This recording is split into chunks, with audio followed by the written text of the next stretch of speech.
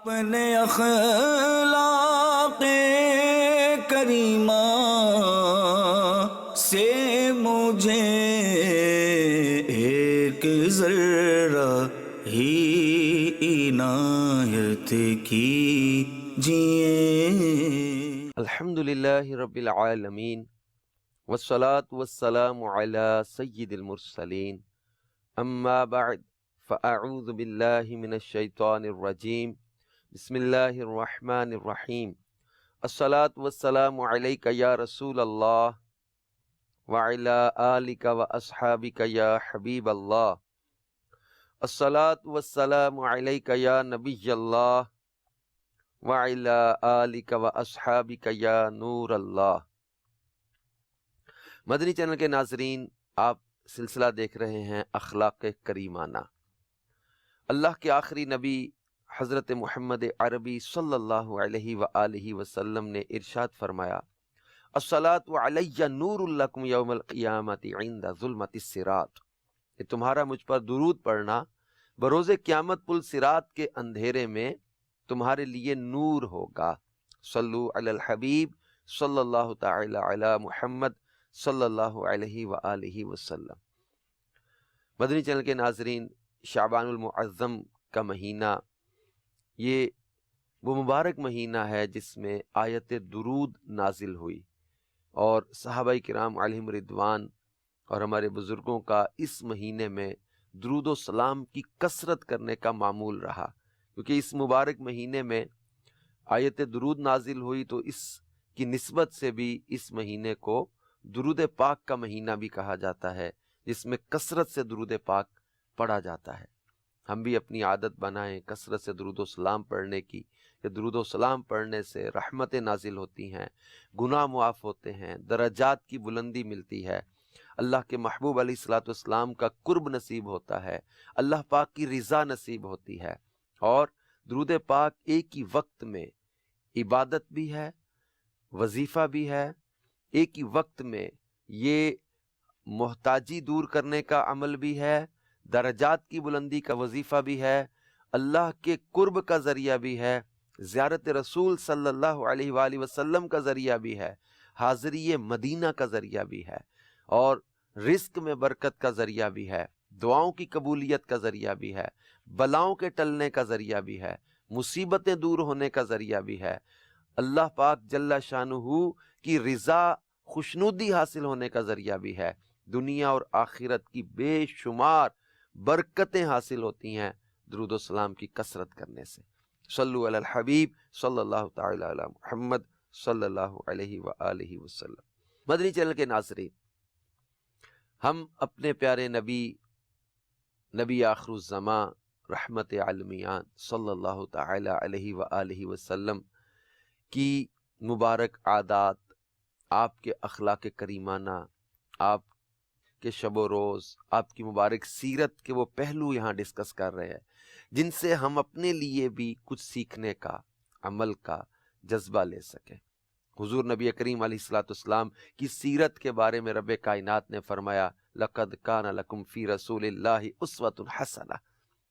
یعنی رسول پاک صلی اللہ علیہ وآلہ وسلم کی زندگی تمہارے لیے بہترین نمونہ ہے، دا بیسٹ رول ماڈل نبی پاک صلی اللہ علیہ وآلہ وسلم کو قرار دیا گیا، ان کی شخصیت کو، ان کی سیرت کو۔ تو نبی پاک صلی اللہ علیہ وآلہ وسلم کی مبارک اداؤں میں آپ صلی اللہ علیہ وآلہ وسلم کا خوف خدا اور آپ کی عبادات، آپ صلی اللہ علیہ وآلہ وسلم کس قدر عبادت کیا کرتے تھے، قرآن پاک میں اللہ پاک نے اس کا ذکر فرمایا۔ نبی پاک صلی اللہ علیہ وآلہ وسلم کو چونکہ معرفت الہی اور علم سب سے زیادہ تھا،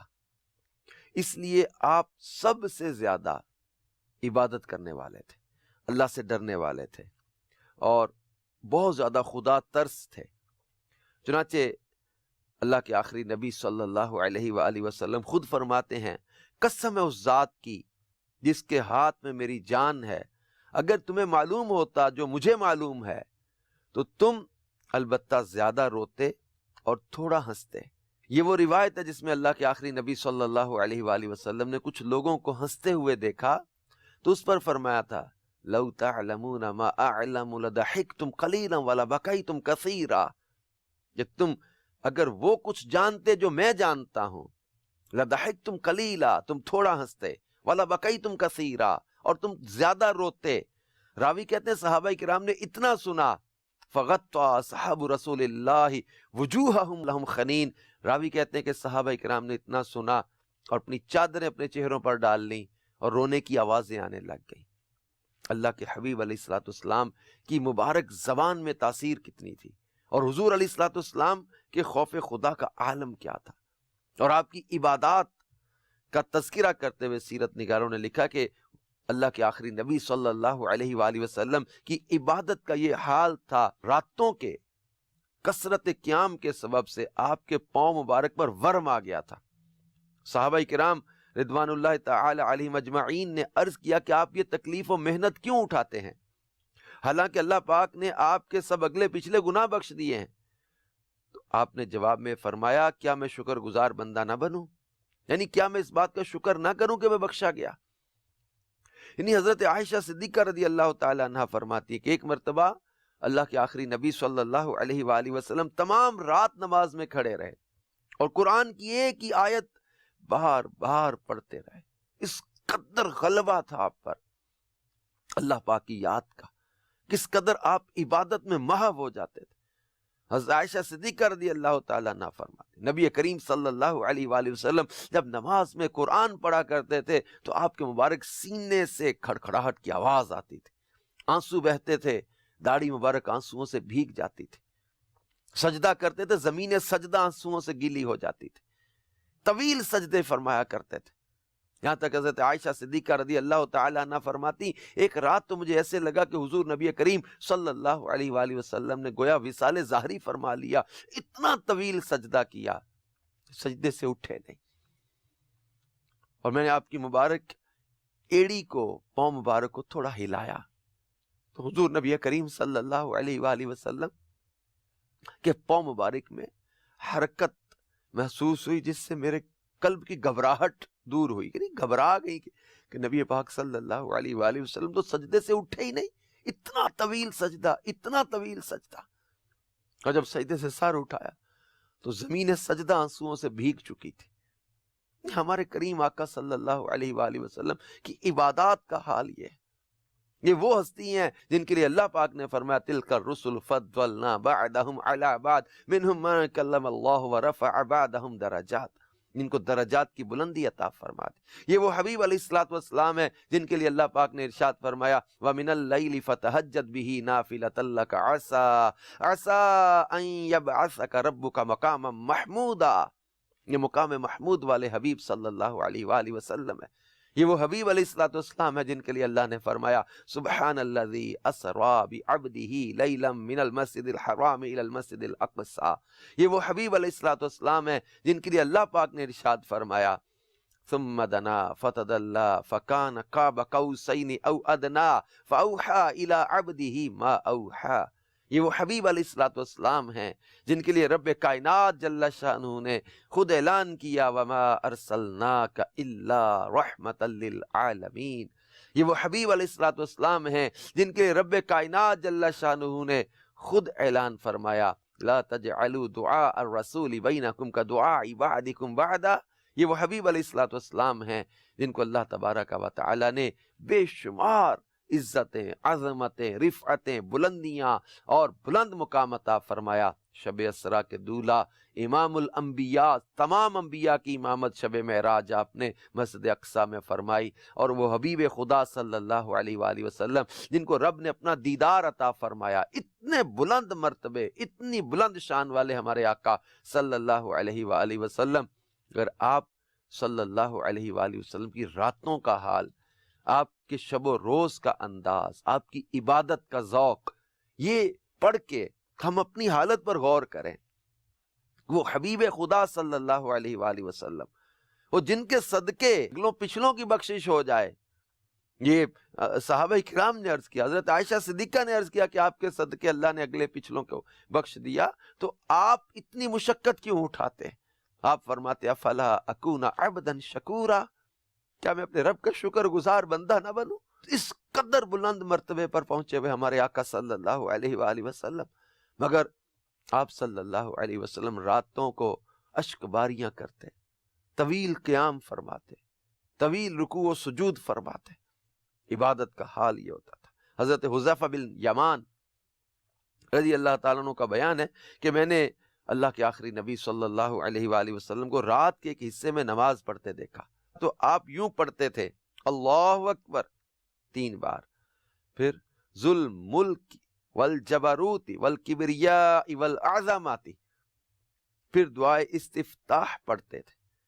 اس کے بعد آپ صلی اللہ علیہ وآلہ وسلم نے سورہ فاتحہ کے بعد سورہ بقرہ پڑھ کر رکوع کیا۔ آپ کا رکوع طوالت میں مانند قیام کے تھا، یعنی قیام کی طرح تھا آپ کا رکوع، اور اس میں سبحان ربی العظیم پڑھتے تھے۔ پھر آپ صلی اللہ علیہ وآلہ وسلم نے رکوع سے سر اٹھایا، آپ کا قومہ یعنی رکوع کے بعد جو کھڑے ہوتے ہیں، آپ کا قومہ مانند رکوع تھا، رکوع کی طرح تھا، اور آپ اس میں لربی الحمد پڑھتے تھے۔ پھر آپ نے سجدہ کیا، آپ کا سجدہ قومہ کی مانند تھا، یعنی قومہ کی طرح تھا، جیسے آپ رکوع سے یعنی قیام طویل، اس کے بعد رکوع طویل، پھر قومہ، اور اس کے بعد قومہ سجدہ، قومہ کے بعد سجدہ، تو سجدہ آپ کا طویل یعنی لمبا، اور آپ سجدہ میں سبحان ربی الاعلیٰ پڑھتے تھے۔ پھر حضرت حذیفہ رضی اللہ تعالیٰ عنہ فرماتے ہیں پھر آپ نے سجدے سے سر اٹھایا، آپ 2 سجدوں کے درمیان سجدہ کی طرح بیٹھتے تھے، یعنی اتنی دیر، اور رب اغفر لی پڑھتے تھے۔ اس طرح آپ صلی اللہ علیہ وآلہ وسلم نے 4 رکعتیں پڑھی، اور ان میں سورہ بقرہ، سورہ آل عمران، سورہ نساء اور سورہ مائدہ یا انعام یہ ختم کی۔ اب یہ روایت میرے پیارے اسلامی بھائیوں، مدنی چینل کے ناظرین، یہ مشکوٰۃ شریف میں ابو داؤد کے حوالے سے باب صلاۃ اللیل میں بیان کیا گیا ہے کہ حضور نبی کریم صلی اللہ علیہ وآلہ وسلم کی 4 رکعتوں کو حضرت حذیفہ نے بیان کیا کہ آپ نے ان 4 رکعتوں میں سورہ بقرہ، سورہ آل عمران، سورہ نساء اور سورہ مائدہ یا انعام یہ ختم کی۔ یعنی آپ اندازہ کریں کہ یہ صورتیں، یہ طویل صورتیں ہیں قرآن پاک کی۔ سورہ بقرہ کہ بڑی لمبی صورت ہے، سورہ آل عمران، سورہ نساء، یعنی حضور نبی کریم صلی اللہ علیہ وآلہ وسلم نے ان 4 رکعتوں میں یہ صورتیں ختم کی۔ کتنا طویل قیام، کتنی طویل آپ کی تلاوت ہوتی تھی۔ اور یہ رسول پاک صلی اللہ علیہ وآلہ وسلم کو اللہ تبارک و تعالی نے قرآن پاک میں جب وہ سورہ مزمل میں پکارا تو وہاں آپ کی عبادات کو ذکر کر کے رب کائنات جل شانہ نے ارشاد فرمایا یا ایھا المزمل قم اللیل الا قلیلا، یعنی اے چادر اوڑھنے والے رات کے تھوڑے سے حصے کے سوا قیام کرو، نصفہ او انقص منہ قلیلا، آدھی رات قیام کرو یا اس سے کچھ کم کر لو، او زد علیہ ورتل القرآن ترتیلا، یا اس پر کچھ اضافہ کر لو اور قرآن خوب ٹھہر ٹھہر کر پڑھو۔ یعنی رسول پاک صلی اللہ علیہ وآلہ وسلم کو فرمایا قم اللیل الا قلیلا،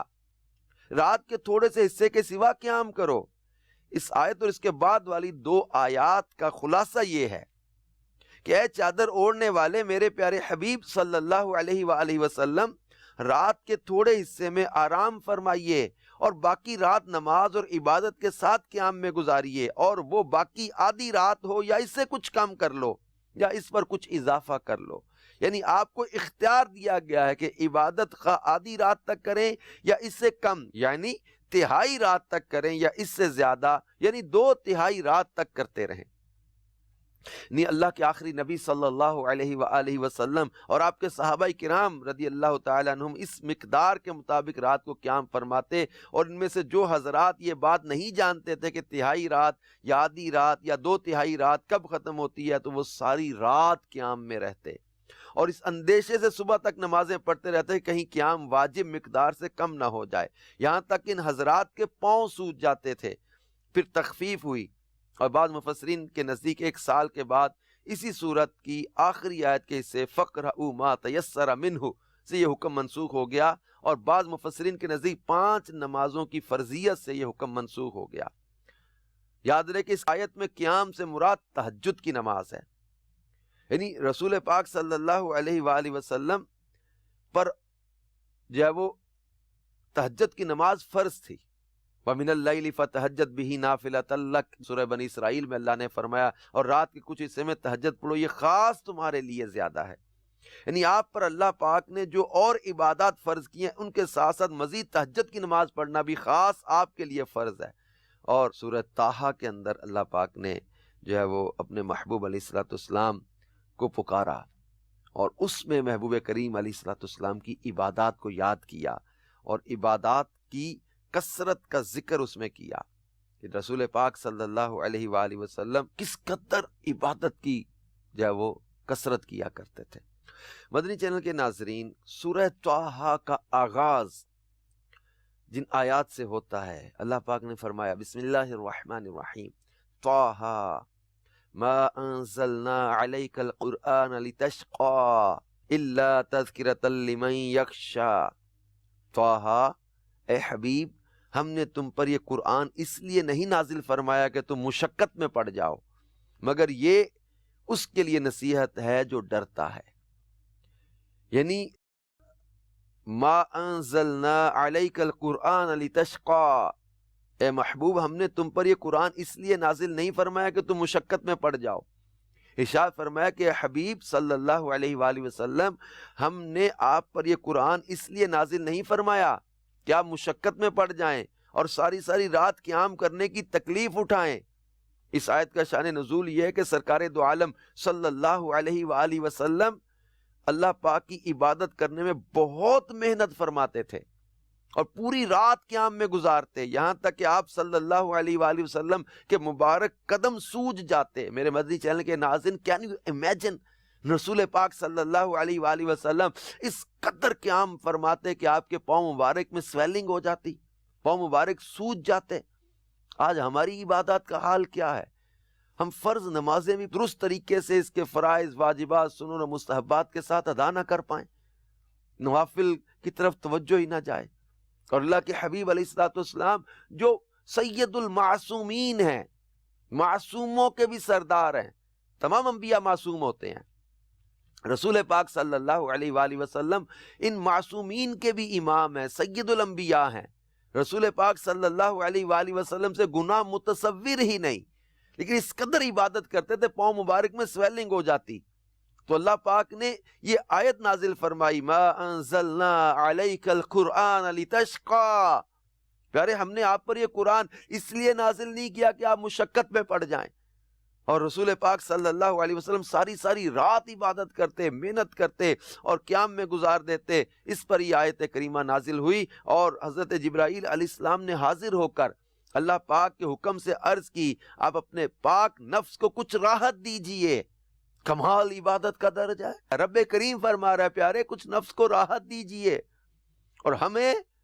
اپنے حال پر جائزہ لینا چاہیے، اپنی حالت کا جائزہ لینا چاہیے، غور کرنا چاہیے ہمیں کہ ہماری عبادت کا حال کیا ہے، ہماری کیفیت کیا ہے۔ اور جبریل امین عرض کر رہے ہیں کہ محبوب، اللہ پاک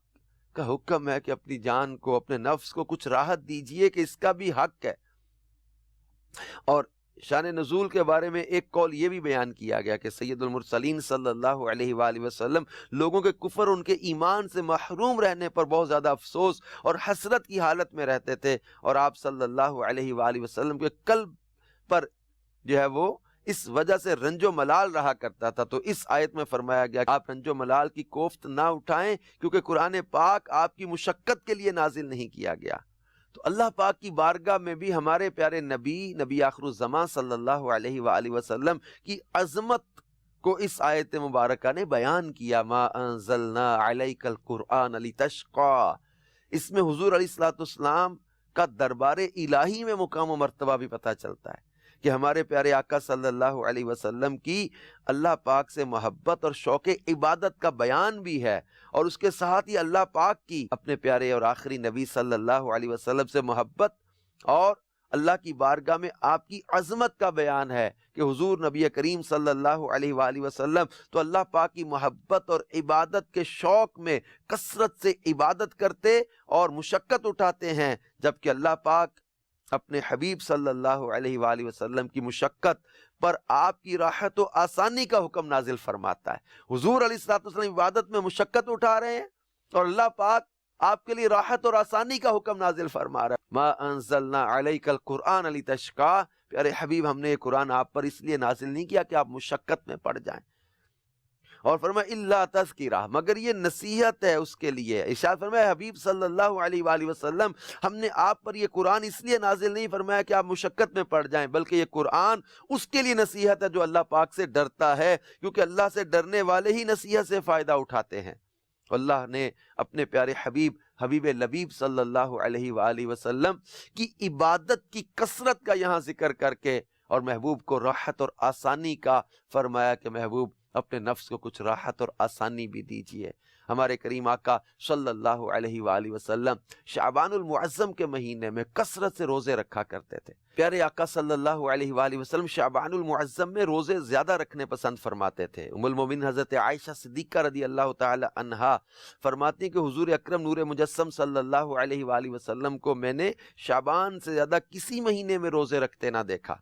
اور آپ صلی اللہ علیہ وآلہ وسلم سوائے چند دن کے پورے ہی ماہ کے روزے رکھا کرتے تھے۔ ایک مرتبہ آپ کی خدمت میں سوال ہوا رمضان کے بعد کون سے روزے افضل ہیں؟ فرمایا رمضان کی تعظیم کے لیے شعبان کے روزے رکھنا۔